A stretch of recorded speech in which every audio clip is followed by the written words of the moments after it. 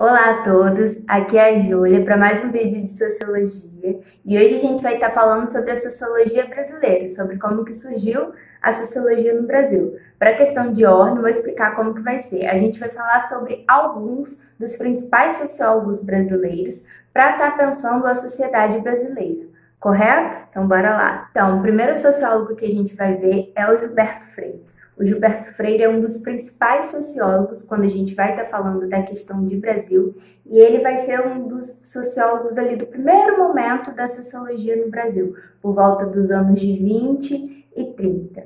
E o que o Gilberto Freire vai falar de tão importante que vai colocá-lo nesse hall dos principais sociólogos brasileiros? Nessa época vão estar sendo debatidas as teorias raciais, e o Gilberto Freire vai estar falando principalmente da miscigenação, através da sua principal obra, que é um clássico dentro das ciências sociais, que é o livro Casagrande Senzala. Nesse livro, Gilberto Freire vai estar falando sobre essa construção de Brasil através das três raças, que seria o branco, o negro e o indígena. Só que vamos lá, o que Gilberto Freire vai estar falando e quais as consequências e também a importância disso. O Gilberto Freire vai estar cunhando um termo chamado democracia racial. E nesse termo, ele vai estar defendendo essa miscigenação, falando que essa junção do negro, do branco e do indígena era algo muito bom para a construção da sociedade brasileira. Só que o que nós temos de grande questão e problemática nisso? O Gilberto Freire não vai considerar, em momento algum, toda a violência que foi passada pelos negros e pelos povos originários. Em momento algum essa questão não é tocada, porque para ele a miscigenação vai ser algo muito bom, vai ser algo visto com muitos bons olhos.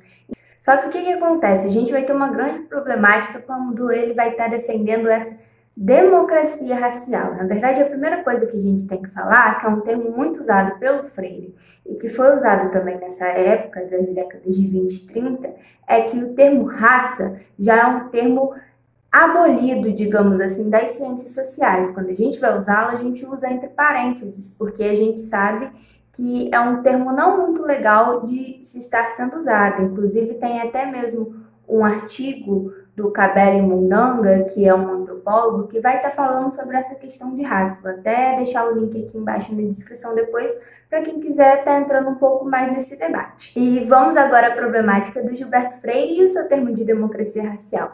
Essa defesa dessa miscigenação não vai considerar, em momento algum, toda a violência que foi passada pelos povos negros e pelos povos originários. Não vai considerar a escravidão como algo ruim. Ele vai estar falando que isso vai ter sido, de uma certa forma, algo muito bom para a construção da sociedade brasileira. Só que todos nós sabemos que isso não foi algo bom. A miscigenação não foi algo legal, porque ela foi feita totalmente na base da violência. Então, mais para frente, a gente vai ver outros sociólogos que vão vir que vão bater muito de frente com esse termo do Gilberto Freire. Mas se ele falou todas essas coisas que são muito erradas, como e o porquê que ele se consagrou um dos clássicos das ciências sociais? Porque na época em que ele estava falando isso, debatendo essas teorias raciais, fazia um certo sentido. Mas por que a gente ainda lê ele hoje? Porque a gente tem que ler para compreender o que ele estava falando sobre a sua época e principalmente para criticá-lo, para criticar as ideias dele. Então, ok, o Gilberto Freire é um clássico das ciências sociais. Casagrande Senzala é uma obra que todo mundo que vai fazer uma faculdade de ciências sociais vai estar esbarrando, vai ter que estar lendo pelo menos um trechinho dessa obra em algum momento. Mas isso não quer dizer que porque essa obra está na academia, que ela não pode e não deve ser criticada e ser vista com outros olhos. Então, se em algum momento vocês se esbarrarem com ela, ou se vocês quiserem ler por conta própria mesmo, abram muito bem os olhos na hora de ler mais sobre o Gilberto Freire, correto? Outro sociólogo que a gente vai estar falando um pouquinho agora é o Caio Prado Júnior. Ele vai ser um sociólogo marxista, então a gente tem que pensar que quando for ver as ideias dele, quando for ler sobre ele, quando for ler principalmente as obras dele, ele vai estar partindo da ideia do materialismo histórico dialético. Inclusive, ele vai estar criando todas as suas ideias, a base do seu pensamento, através disso, porque ele vai estar considerando os processos históricos que o Brasil passou para estar pensando nessa construção de Brasil. E o Caio Padrão Júnior vai ter uma análise muito economicista, a partir da economia. Então ele vai falar assim que nós temos questões políticas, nós temos questões sociais, só que essas são determinadas de uma certa forma pela economia. Então que a gente também tem que estar prestando atenção na economia brasileira. O Caio Padrão Júnior vai ter duas principais teses. A primeira tese dele são os sentidos da colonização, que é quando ele vai estar falando do porquê da colonização na cabeça dele. E aí ele vai falar no primeiro momento que esses homens brancos europeus não se sentiam aptos para o trabalho braçal, para o trabalho mais forte, o trabalho da lavoura. E por isso que eles escravizaram as pessoas dos trópicos para estarem trabalhando no lugar deles. Outra questão que ele vai estar falando nesses sentidos da colonização é que o comércio escravo era algo muito lucrativo para o homem branco. Então esse era um outro fator que influenciava a escravidão. E através disso tudo, ele vai estar dizendo no final que a construção da sociedade brasileira, a construção do país Brasil, foi toda pautada na exploração. Outra coisa que ele vai estar falando também, uma outra tese, é a Revolução Brasileira. A gente tem que ter em mente que ele era marxista, então ele não pensava em ficar nessa sociedade capitalista a qual vivia na época e a qual vivíamos hoje. Os marxistas querem transformar a sociedade para chegar ao comunismo, ao socialismo. Isso são questões de momento, mas a gente tem que pensar que ele não queria estar vivendo naquela sociedade. Então ele vai estar falando de uma revolução. Só que qual é a diferença que o Caio tinha no momento em que ele estava vivendo para estar falando de revolução? Ele vai falar que no Brasil não existia uma burguesia. Então, para a gente fazer uma revolução, para estar superando o capitalismo, tinha que, no momento, ser criada uma burguesia brasileira para estar sendo criado um capitalismo no Brasil e, assim, estar superando e estar fazendo uma revolução sobre esse capitalismo. Porque, para ele, o Brasil ainda não tinha esses ares do capital, correto? Então, bora para mais um. Agora, um dos mais bravos, um dos meus favoritos, é Florestan Fernandes. Florestan Fernandes é um dos maiores sociólogos, cientistas sociais que a gente tem no Brasil. E ele foi bravo demais. O Florestan vai ser um dos principais e um dos primeiros a estar falando sobre os povos originários brasileiros. Ele vai criar uma tese falando sobre os povos tupinambás. Ele vai falar sobre o ensino de sociologia. Ele vai falar sobre revolução no Brasil. Ele vai estar falando sobre a metodologia dentro das ciências sociais e vai estar debatendo principalmente a questão do negro na sociedade brasileira, que é o que a gente vai falar um pouquinho aqui agora. O Florestan vai vir para bater de frente com o termo de democracia racial do Gilberto Freire, que a gente já falou, e vai estar cunhando o termo de mito da democracia racial. O que é que ele vai estar falando nisso? Que tudo que o Gilberto Freire falou foi uma grande bobajada, que a miscigenação não foi algo nada positivo e que ela só trouxe problemas, principalmente para os negros, na sociedade brasileira. Ele vai estar falando que a Lei Áurea não foi nada além de uma formalidade do Brasil, já que todos os outros países ao redor do globo já tinham abolido a escravidão. Ele vai estar falando como que, após a assinatura da Lei Áurea, o governo brasileiro, em momento algum, se preocupou em dar condições básicas, mínimas de sobrevivência para a população negra. E vai estar falando principalmente como que isso construiu a sociedade brasileira racista a qual nós vivemos hoje, pautando questões sociais, históricas e econômicas, correto? Outro sociólogo, principalmente dentro da ciência política, a gente pode até classificá-lo na caixinha de um cientista político, é o Raimundo Faoro. O Raimundo Faoro é um liberal de base weberiana e uma das suas principais obras é Os Donos do Poder, onde ele vai estar falando sobre o Estado burocrático.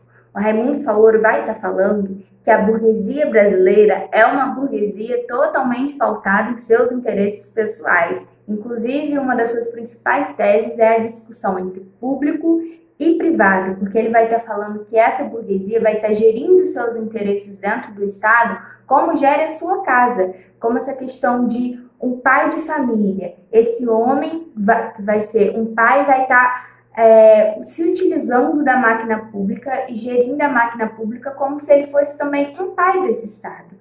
E isso, nas ideias do Faoro, é algo muito complicado e que não deveria existir, porque tem que haver uma separação entre o público e o privado. Quando você mistura os dois, você acaba misturando questões que não deveriam estar juntas e acabam criando questões como patrimonialismo, que é isso do gestor público ser encarado enquanto um pai, quando a gente sabe que não é assim que se faz e que se deve pensar política.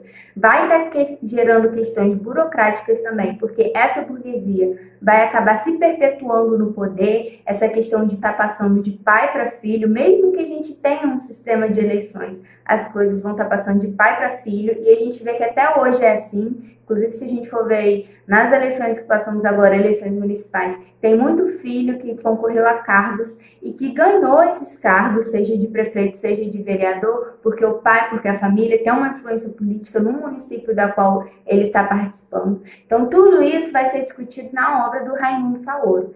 Ele é um cientista político muito importante para a gente estar pensando no Brasil.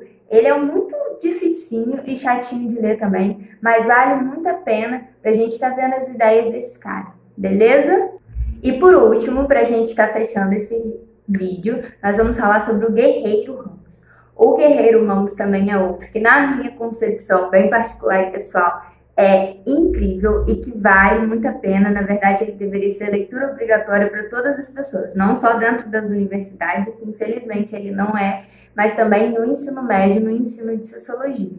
O Guerreiro Ramos vai estar falando sobre a questão do negro do Brasil também e sobre o ensino de sociologia, sobre a questão da sociologia no Brasil.